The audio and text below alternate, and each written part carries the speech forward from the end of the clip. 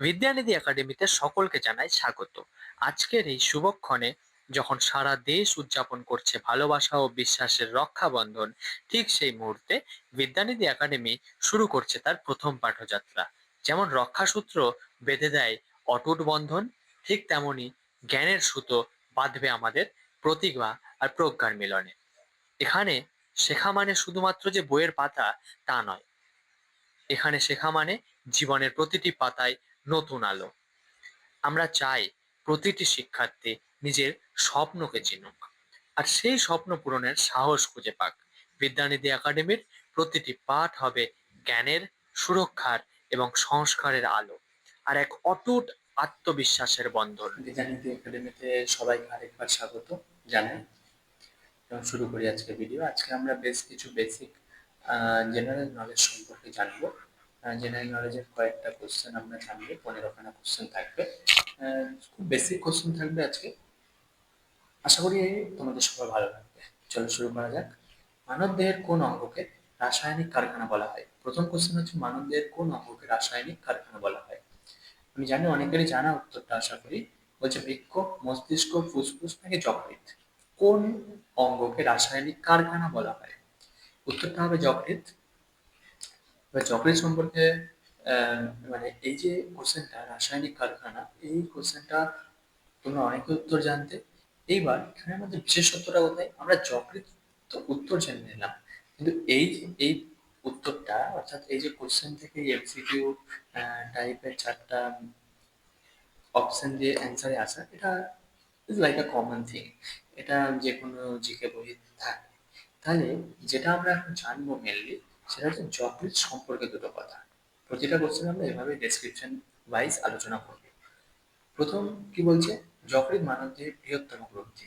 যকৃৎ হচ্ছে মানবদেহের বৃহত্তম গ্রন্থি, ঠিক আছে? বৃহত্তম গ্রন্থি সব থেকে। এটি পিত্তরস তৈরি করে, যা আমাদের হজমে সহায়তা করে। এটি পিত্তরস তৈরি করে, যা আমাদের হজম করতে সহায়তা করে। শরীরের রাসায়নিক প্রক্রিয়া যেমন ডিটক্সিফিকেশন এবং প্রোটিন সংশ্লেষণে এর গুরুত্বপূর্ণ ভূমিকা রয়েছে। অতিরিক্ত গ্লুকোজ গ্লাইকোজেন হিসেবে যকৃতে জমা থাকে। ঠিক আছে, গ্লুকোজ মানটা একটু মিস্টেক হয়েছে, সরি। তো এইভাবে কিছু যকৃৎ সম্পর্কে আমরা কিছু কথা জানতে পারলাম। এটা যকৃতের ছবি, ঠিক আছে? তাহলে মানবদের কোন অঙ্গকে রাসায়নিক কারখানা বলা হয়? না, যকৃৎকে। ঠিক আছে, নেক্সট কোশ্চেন। নেক্সট কোশ্চেন বলছে মুদ্রা রাক্ষস নাটকটি কে লিখেছেন? এটা সংস্কৃত সাহিত্যের কোশ্চেন, সংস্কৃত সাহিত্যের ইতিহাসের কোশ্চেন। কি কোশ্চেনের অপশন আসছে? কালিদাস, বিষাদ দত্ত, অশ্বঘোষ ও শূদ্র। কে লিখেছেন? যারা সংস্কৃত নিয়ে পড়াশোনা করেছো তারা অবশ্যই এটার উত্তর জানবে, কারণ সংস্কৃত সাহিত্যের ইতিহাস এই মুদ্রা রাক্ষস ছাড়া অসম্পূর্ণ। তাহলে এই যে কোশ্চেনটা, মুদ্রা রাক্ষস নাটকটি কে লিখেছেন, এর অ্যান্সারটা কি হবে? এর অ্যান্সারটা হবে খ নম্বর, বিষাদ দত্ত। ঠিক আছে, তাহলে মুদ্রা রাক্ষস সম্পর্কে একটু জানা যাক। এই নাটকটি চতুর্থ শতাব্দীর শেষের দিকে বা পঞ্চম শতাব্দীর শুরুতে লেখা। এর মূল বিষয়বস্তু হলো মৌর্য সম্রাট চন্দ্রগুপ্তের সিংহাসনে আরোহণ এবং নন্দ বংশের পতন। এটি সংস্কৃত ভাষায় রচিত একটি ঐতিহাসিক নাটক, অর্থাৎ যার থেকে আমরা ইতিহাসের কথা জানতে পারি। ঠিক আছে, এই নাটকে আরেকটা জিনিস পাওয়া যায়, সেটা হচ্ছে কৌটিল্যের কূটনীতি।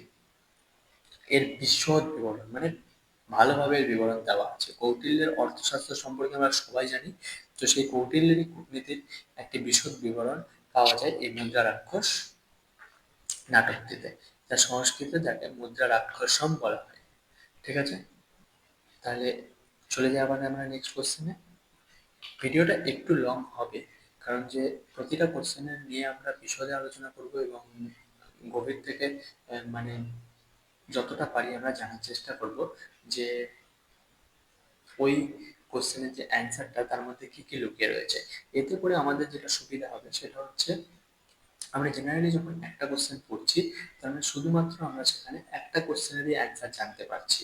লাইক এখানে বলা হয়েছে ডান্ডি মার্চ বা লবণ সত্যাগ্রহ কত সালে শুরু হয়েছিল। এর যে অ্যান্সারটা, সেই অ্যান্সারটা যদি আমরা বার করি, তো অ্যান্সারটা যদি আমরা বার করে নিই, তাহলে শুধুমাত্র আমরা কি জানতে পারলাম না, তার অ্যান্সারটা সম্পর্কে জানতে পারলাম। কিন্তু সেইটা করতে গিয়ে যদি আমরা এটাকে ডেসক্রিপশন ওয়াইজ পড়ি, তাহলে এই অ্যান্সারটার সঙ্গে সঙ্গে আমরা বেশ কিছু আরো তথ্য এর পেয়ে যাব, যেখান থেকে আমাদের 15টার জায়গায় 30টা অথবা 45টা কোশ্চেনের উত্তর কিন্তু আমরা জানতে পারবো। ঠিক আছে? তাহলে লবণ সত্যাগ্রহ কত সালে শুরু হয়েছিল? না 1930 সালে শুরু হয়েছিল। কি বলছে দেখি। 1930 সালের 12ই মার্চ মহাত্মা গান্ধী সবরমতী আশ্রম থেকে ডান্ডি গ্রামের উদ্দেশ্যে পদযাত্রা শুরু করেন, পায়ে হেঁটে যাত্রা শুরু করেন। ব্রিটিশ সরকারের তৈরি লবণ আইন ভাঙা এই আন্দোলনের প্রধান উদ্দেশ্য ছিল। তাহলে এই আইনের প্রধান উদ্দেশ্য ছিল লবণ আইন ভাঙা। এটি ছিল ভারতের স্বাধীনতা আন্দোলনের একটি গুরুত্বপূর্ণ পর্যায়। আচ্ছা, ভারতের স্বাধীনতা আন্দোলনের একটি গুরুত্বপূর্ণ পর্যায় কেন? কারণ যে ভারতের স্বাধীনতা আন্দোলন কখনোই একটা আন্দোলন ছিল না, অবশ্যই যে ভারত স্বাধীন হয়েছে একটা আন্দোলনের মাধ্যমে, এরকমটা আমরা কখনোই বলতে পারি না। ভারত স্বাধীন হয়েছে অনেকগুলো আন্দোলন, অনেকগুলো প্রাণ ত্যাগ, অনেকগুলো জীবন দান, তারপরে ভারত থেকে স্বাধীন হয়েছে ইংরেজদের কাছ থেকে। সেই 200 বছরের ইংরেজদের যে রাজত্ব, প্রায় 200 বছরের রাজত্ব শেষ করতে অনেক বলিদান হয়েছে।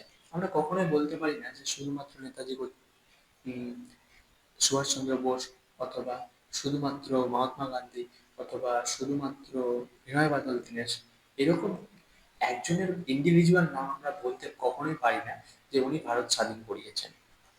আমাদেরকে যদি ভারত স্বাধীন জানতে হয়, তাহলে জানতে হবে কি, ভারত স্বাধীনের এক বৃহৎ ইতিহাস, যে বড় একটা ইতিহাস রয়েছে, যেখানে অসংখ্য প্রাণ বলি গিয়েছে। তার সাথে সাথে বেশ কিছু মানুষের প্রাণ বলি গেছে, যাদেরকে হয়তো আমরা চিনি অব্দি না এখন অব্দি, যাদের ইতিহাসে কোথাও কোনো পাতায় নাম অব্দি নেই, সেই সাধারণ মানুষগুলো। তাহলে এইভাবেই কোনো একটা যে বিশেষ একটা বিদ্রোহের ফলে যে ভারত স্বাধীন হয়েছে, এরকমটা কিন্তু কখনোই নয়, তাই না?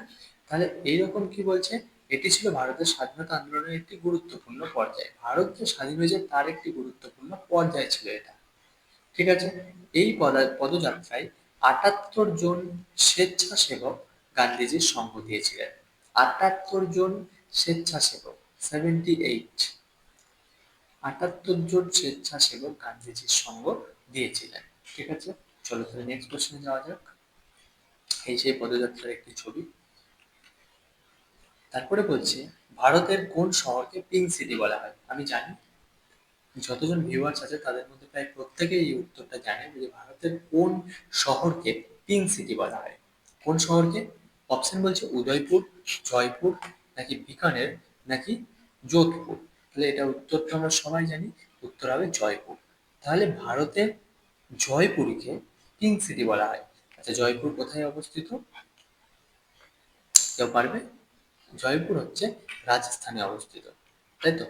আমরা সবাই জানি যে জয়পুর হচ্ছে রাজস্থানের রাজধানী। 1876 সালে প্রিন্স অফ ওয়েলস, পরে রাজা সপ্তম এডওয়ার্ড জয়পুরে এলে, অর্থাৎ জয়পুরে ওনারা যখন এসেছিলেন, রাজা রাম সিং পুরো শহরকে স্বাগত জানাতে গোলাপি রঙে রাঙিয়েছিলেন। তাদেরকে স্বাগত জানাতে পুরো শহরকে গোলাপি রঙে রাঙিয়ে তুলেছিলেন কে? না মহারাজা রাম সিং। ঠিক আছে? এই ঐতিহ্য বজায় রাখতে আজও শহরের বেশিরভাগ ভবনই গোলাপি রঙে সজ্জিত। অর্থাৎ গোলাপি রং বলতেই আমাদের যেই জায়গাটার কথা মাথায় আসে, সেটা হচ্ছে রাজস্থানের জয়পুর।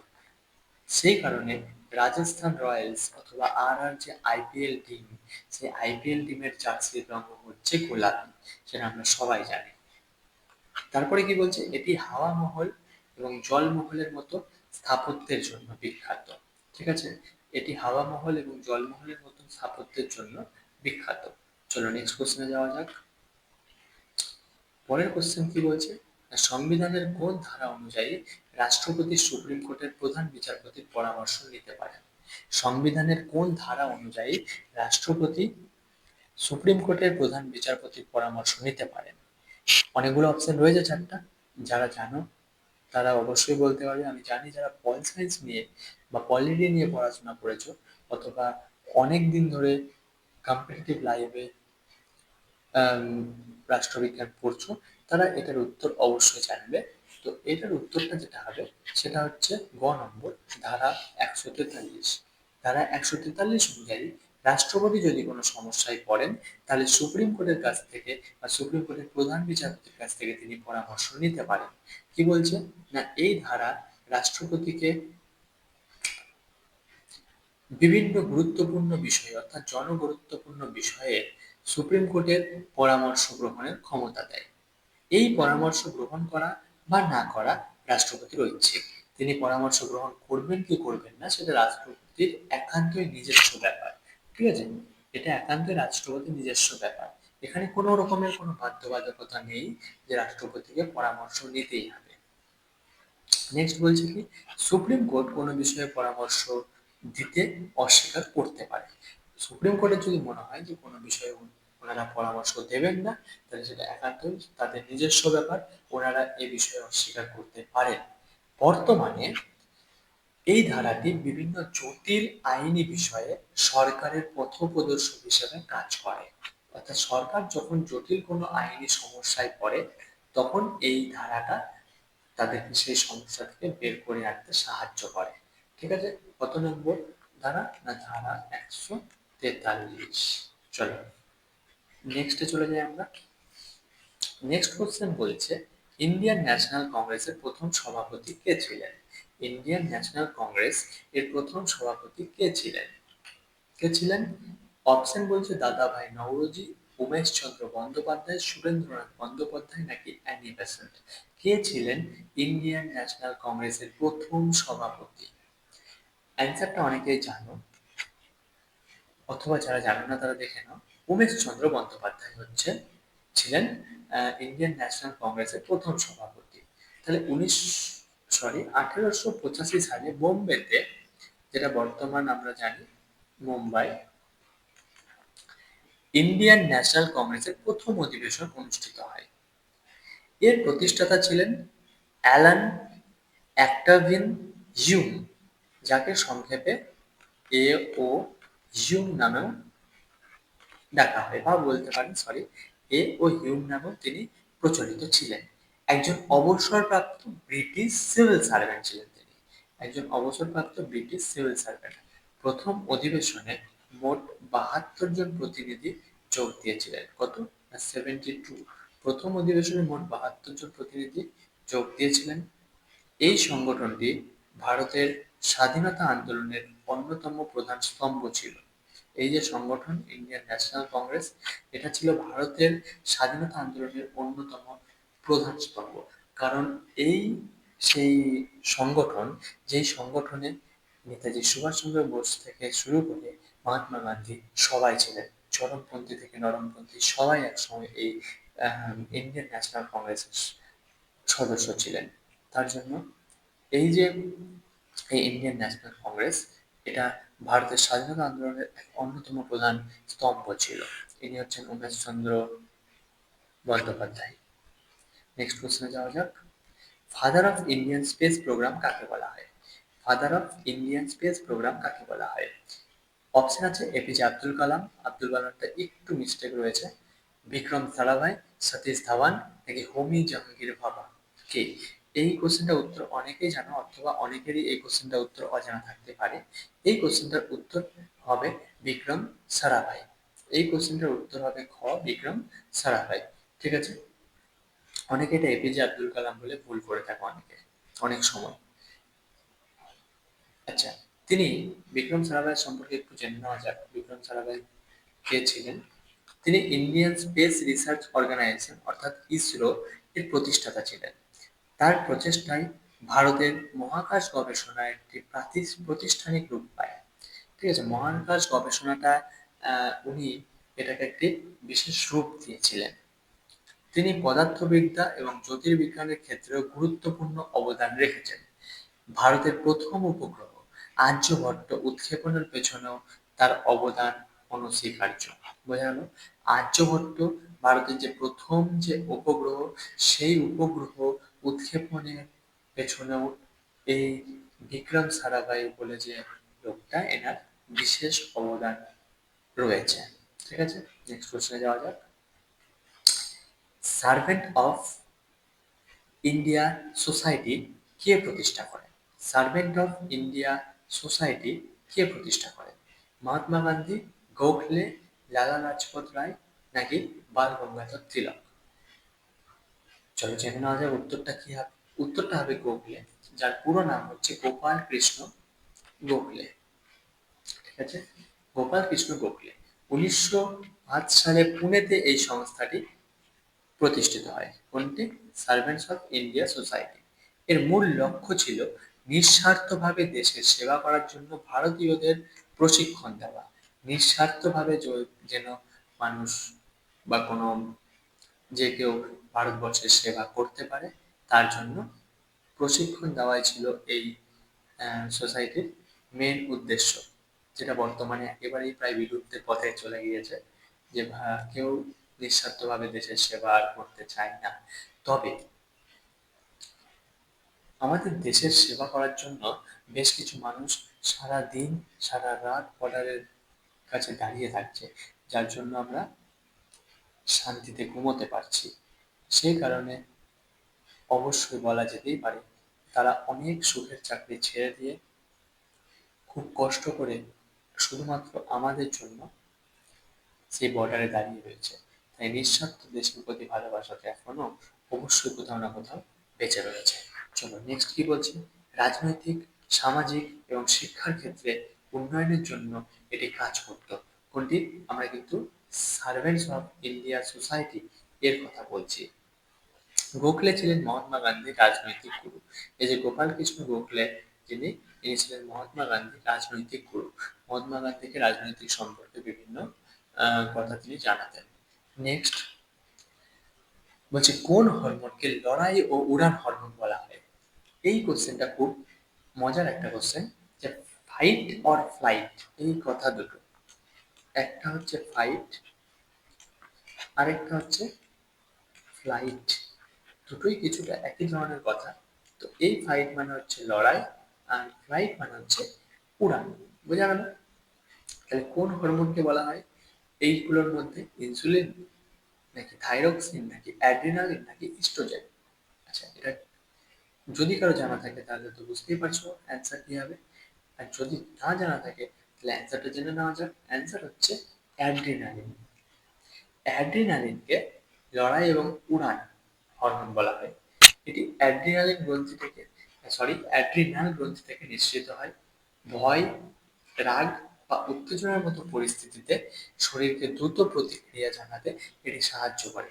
আমরা রেগে যাচ্ছি, আমাদের ভয় লাগছে, আমরা বিভিন্ন উত্তেজনায় পড়ছি, বিভিন্ন কাজ করে ফেলছি, এই ধরনের যে শারীরিক প্রতিক্রিয়া, এগুলো করতে আমাদেরকে সাহায্য করে অ্যাড্রিনাল, এবং অ্যাড্রিনাল গ্রন্থি থেকে নিঃসৃত এই অ্যাড্রিনালিন হরমোন, ঠিক আছে, এটি হৃদস্পন্দন, রক্তচাপ এবং শ্বাস প্রশ্বাসের হার বাড়িয়ে দেয়।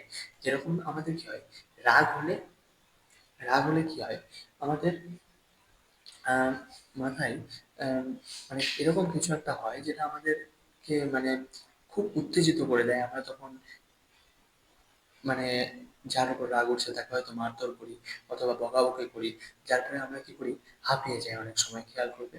তো এই জিনিসটারই কথা বলছে, হৃদস্পন্দন, রক্তচাপ, শ্বাস প্রশ্বাসের হার এই সমস্ত কিছু বাড়িয়ে দেয়। এটি শরীরকে কঠিন পরিস্থিতির জন্য প্রস্তুত করে তোলে। আর এই জিনিসগুলোর থেকেই আমরা কি করতে পারি, আমাদের শরীরকে কঠিন পরিস্থিতির জন্য প্রস্তুত করতে পারি। অর্থাৎ অ্যাড্রিনাল আমাদেরকে সাহায্য করে এই সমস্ত কিছু কাজগুলো করতে। ঠিক আছে, অ্যাড্রিনাল থেকে নিঃসৃত অ্যাড্রিনালিন হরমোন, মনে রাখবে, যাকে লড়াই এবং উড়ান অথবা ফাইট অর ফ্লাইট হরমোন বলা হয়ে থাকে। চলো নেক্সট কোশ্চেনে দেখে নিই কি আছে। ভারতীয় জাতীয় পতাকার নকশা কে তৈরি করেন? আমি জানি 99% লোকেরা এটা অ্যান্সার জানো। অপশন চারটা: মহাত্মা গান্ধী, রবীন্দ্রনাথ ঠাকুর, পিঙ্গালি ভেঙ্কাইয়া নাকি বঙ্কিমচন্দ্র চট্টোপাধ্যায়? অ্যান্সারটা অনেকেই জানো, আমি জানি এই কথাটা, তার জন্য বলছি, কারণ এটা একটা খুবই কমন কোশ্চেন। অ্যান্সারটা হবে পিঙ্গালি ভেঙ্কাইয়া। ঠিক আছে, 1921 সালে তিনি পতাকা তৈরি করেছিলেন একটি। 1921 সালে তিনি একটি পতাকা তৈরি করেছিলেন, যা ছিল ভারতের জাতীয় পতাকার প্রথম দিকের রূপ। যা ছিল ভারতের জাতীয় পতাকার প্রথম দিকের রূপ, এই টাইপের। 1947 সালে 22শে জুলাই এটি ভারতের পতাকা হিসেবে গৃহীত হয়। কত না, 1947 সালের 22শে জুলাই এটি কি হয়েছিল না ভারতের জাতীয় পতাকা হিসেবে গৃহীত হয়েছিল। পতাকার মাঝখানে থাকা 24টি স্পোক, আমরা সবাই জানি এটা, অর্থাৎ 24টি স্পোক বিশিষ্ট চক্র ধর্ম ও আইনকে প্রতিনিধিত্ব করে। এই যে 24টি যে স্পোক, সেটা কি করে না ধর্ম এবং আইনকে প্রতিনিধিত্ব করে। পতাকার 3টি রং, ওপরে গেরুয়া, মাঝে সাদা, নিচে সবুজ, যার মধ্যে গেরুয়া রং সাহস, সাদা রং শান্তি এবং সবুজ রং সমৃদ্ধি, এই তিনটা জিনিসকে রিপ্রেজেন্ট করে। ঠিক আছে, তাহলে জাতীয় পতাকার নকশাকে তৈরি করেছিলেন ইনি, বেঙ্গালি ভেঙ্কাইয়া। চলো নেক্সট কোশ্চেনে যাওয়া যাক। Father of Indian nuclear programme কাকে বলা হয়? Father of Indian nuclear programme কাকে বলা হয়? চারটা অপশন, আমি জানি এটারও উত্তর অনেকেই জানো, আবার অনেকে এপিজে আব্দুল কালাম বলে ভুল করতে পারো। এটা সঠিক উত্তর হবে হোমি জাহাঙ্গীর ভাবা। হোমি জাহাঙ্গীর ভাবা ছিলেন father of Indian nuclear programme, এই আখ্যাটা তাকে দেওয়া হয়েছিল। ঠিক আছে, তিনি ভারতের পারমাণবিক শক্তির কর্মসূচির স্বপ্নদ্রষ্টা, অর্থাৎ পারমাণবিক শক্তি যে ভারতের কাছে থাকাটা জরুরি, এই প্রথম স্বপ্নটা উনি দেখেছিলেন। 1948 সালে তিনি ভারতের প্রথম পারমাণবিক গবেষণা কেন্দ্র tata institute of fundamental research প্রতিষ্ঠা করেন। কততে? 1948 সালে। 1900 সরি তিনি 1948 সালে tata institute of fundamental research প্রতিষ্ঠা করেন। ঠিক আছে, তিনি ছিলেন ভারতের পারমাণবিক শক্তি কমিশনের চেয়ারম্যান। তিনি ছিলেন ভারতের পারমাণবিক শক্তি কমিশনের চেয়ারম্যান। তার অবদানে ভারত পারমাণবিক শক্তির ক্ষেত্রে স্বনির্ভরতা অর্জন করে। ঠিক আছে, হোমি জাহাঙ্গীর ভাবা অবদানে ভারত পারমাণবিক শক্তির ক্ষেত্রে স্বনির্ভরতা অর্জন করে। যদিও এখানে এপিজে আব্দুল কালামের একটি বিশাল ভূমিকা রয়েছে, সেই ইতিহাস আবার অন্য কোনো ক্লাসে আলোচনা হবে। নেক্সট, কোন দেশের পার্লামেন্টের নাম হচ্ছে ডায়েট?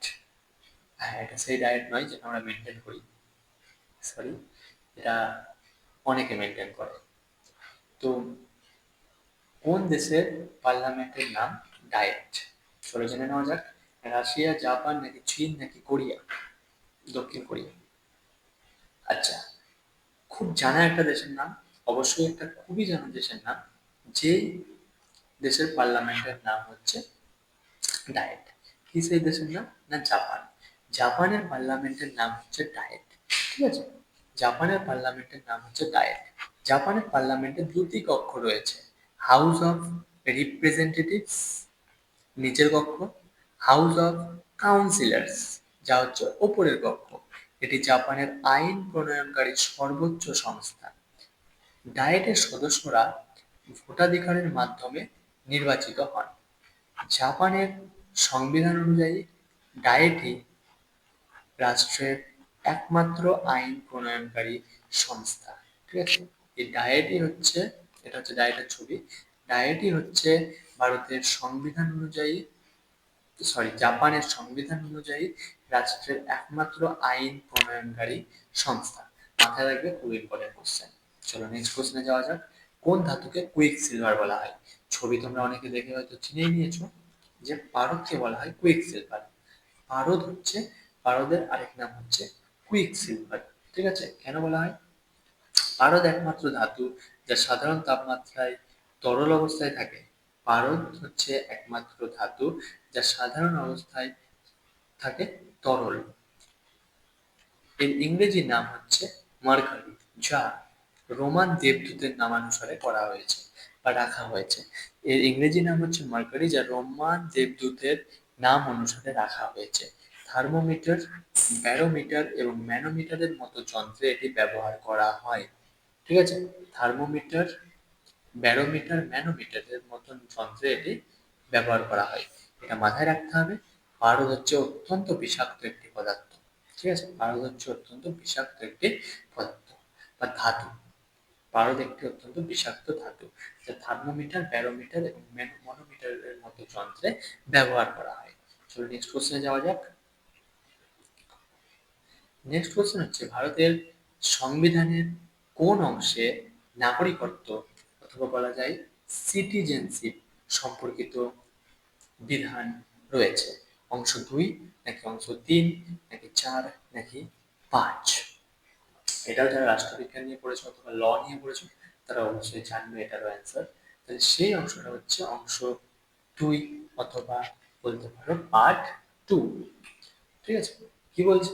ভারতের সংবিধানের অংশ 2 ধারা 5 থেকে 11 পর্যন্ত নাগরিকত্ব সম্পর্কিত আইন রয়েছে। ঠিক আছে? ভারতের সংবিধানের অংশ 2 এ ধারা 5 থেকে 11, অংশ 2 এ ধারা 5 থেকে 11 পর্যন্ত নাগরিকত্ব সম্পর্কিত আইন রয়েছে। এই ধারাগুলি বর্ণনা করে যে সংবিধান কার্যকর হওয়ার সময় কে ভারতের নাগরিক ছিল এবং সংসদ কিভাবে নাগরিকত্ব সংক্রান্ত আইন তৈরি করতে পারে। ঠিক আছে? এই ধারাগুলো বর্ণনা করে, কি বর্ণনা করে? না, যে সংবিধান কার্যকর হওয়ার সময় কে ভারতের নাগরিক ছিল এবং সংসদ কিভাবে নাগরিকত্ব সংক্রান্ত আইন তৈরি করতে পারে। ঠিক আছে? নাগরিকত্ব আইন 1955 সংসদ কর্তৃক এই ধারাগুলির উপর ভিত্তি করে প্রণীত হয়। একক নাগরিকত্বের অথবা যাকে বলে সিঙ্গেল সিটিজেনশিপ ধারণাটি ভারতীয় সংবিধানে ব্রিটিশ সংবিধান থেকে নেওয়া হয়েছে।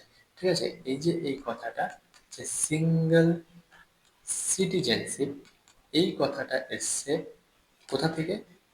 এই কথাটা এসছে ব্রিটিশ সংবিধান থেকে। ঠিক আছে? এই কথাটা এসছে ব্রিটিশ সংবিধান থেকে। চলো নেক্সট কোশ্চেন জেনে নেওয়া যাক। মেবি আজকের লাস্ট কোশ্চেন এটাই। ভারতীয় সংবিধানের প্রস্তাবনা, যাকে বলে প্রিয়াম্বল, কতবার সংশোধিত হয়েছে?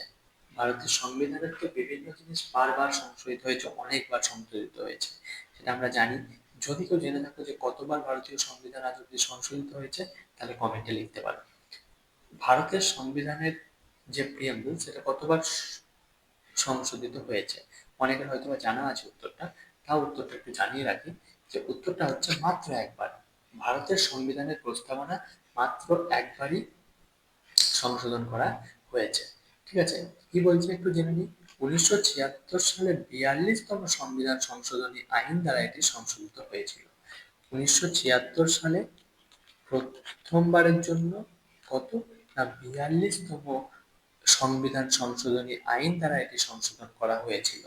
এই সংশোধনীতে সমাজতান্ত্রিক সরি এই এই যে এই সংশোধনী, সেই সংশোধনীতে সমাজতান্ত্রিক, ধর্মনিরপেক্ষ এবং অখণ্ডতা এই 3টি শব্দ জুড়ে দেওয়া হয়। কি কি? সোশ্যালিস্ট, সেকুলার আর ইন্টিগ্রিটি। এই 3টা শব্দ জুড়ে দেওয়া হয়েছিল। সমাজতান্ত্রিক, ধর্মনিরপেক্ষ এবং অখণ্ডতা। ঠিক আছে? এই 3টা শব্দ, ইন্টিগ্রিটি, সেকুলার আর সোশ্যালিস্ট। ঠিক আছে? এই 3টা শব্দ জুড়ে দেওয়া হয়েছিল এই সংশোধনীতে 42তম। এই সংশোধনীর মাধ্যমে ভারতের প্রকৃতি, ঠিক আছে, এবং লক্ষ্য আরো স্পষ্টভাবে সংজ্ঞায়িত করা হয়েছে। এই সংশোধনের মাধ্যমে ভারতের প্রকৃতি এবং লক্ষ্য আরো স্পষ্টভাবে সংজ্ঞায়িত করা হয়েছে। ঠিক আছে? কেশব নন্দ ভারতী বনাম কেরালা রাজ্য মামলায় সুপ্রিম কোর্ট রায় দেয় যে প্রস্তাবনা সংবিধানের একটি অংশ এবং এটি সংশোধন করা যেতে পারে, তবে এর মৌলিক কাঠামো পরিবর্তন করা যাবে না।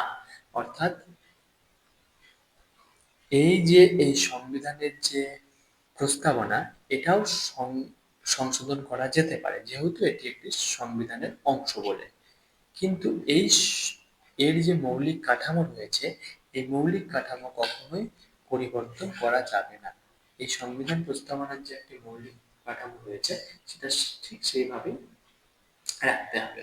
ঠিক আছে, চলো নেক্সট কোশ্চেন। আশা করি আর নেই, এটাই শেষ কোশ্চেন ছিল। 15টা কোশ্চেন, আজকে 15টা কোশ্চেন আলোচনা হলো। হ্যাঁ, এইবার এইরকমই কোশ্চেন আমরা কিছু কিছু আলোচনা করব, যদিও এটা আমাদের একটা ডেমো ক্লাস ছিল। অরিজিনাল কোর্স খুব তাড়াতাড়ি আসতে চলেছে, খুব তাড়াতাড়ি অনলাইন কোর্স আসবে। সেই ব্যাপারে তোমাদের সবাইকে ডিটেলে জানিয়ে দেওয়া হবে সময় আসলেই। এটা আমাদের ডেমো ভিডিও ছিল একটা। এরকম আরো বেশ কিছু ভিডিও তোমরা পেয়ে যাবে বিদ্যানিধি একাডেমির ইউটিউব চ্যানেল, ফেসবুক পেজ, দুটোতেই তোমরা নিজের মতন করে গিয়ে দেখে নিতে পারো।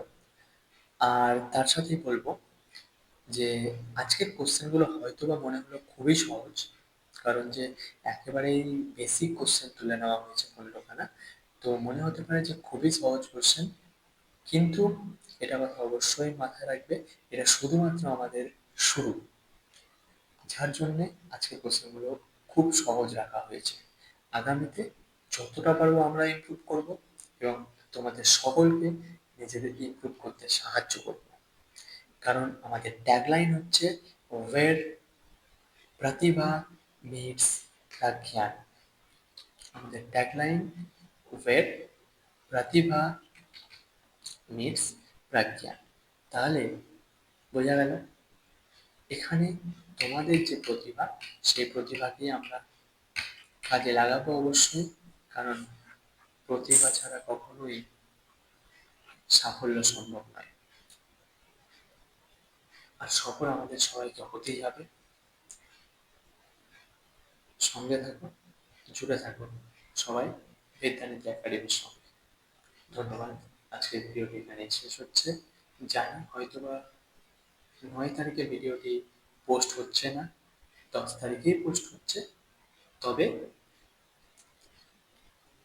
এখনো সকাল শুরু হয়নি, তার জন্য রাখি বন্ধনে আমাদের প্রথম ভিডিও পোস্ট করা হলো বিদ্যানিধি একাডেমিতে।